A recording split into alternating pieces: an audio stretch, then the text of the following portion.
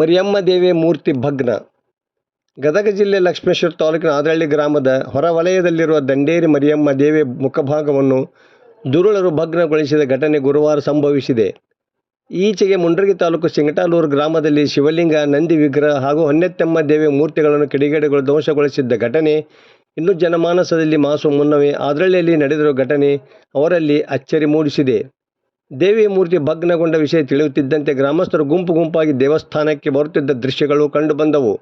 ಆದರೆ ಘಟನೆಗೆ ಕಾರಣ ಯಾರು ಎಂಬುದು ಇನ್ನೂ ಗೊತ್ತಾಗಿಲ್ಲ.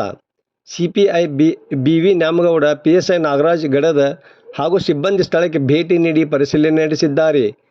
ದೇವಿ ಮೂರ್ತಿಯನ್ನು ಭಗ್ನಗೊಳಿಸಿದವರನ್ನು ಕೂಡಲೇ ಪತ್ತೆ ಹಚ್ಚಿ ಅವರಿಗೆ ತಕ್ಷಣ ಶಿಕ್ಷೆ ಕೊಡಿಸಬೇಕೆಂದು ಗ್ರಾಮಸ್ಥರು ಆಗ್ರಹಿಸಿದರು. ವರದಿ ನಾಗರಾಜ್ ಹಣಿಗೆ, ಪ್ರಜಾಧ್ವನಿ, ಲಕ್ಷ್ಮೇಶ್ವರ.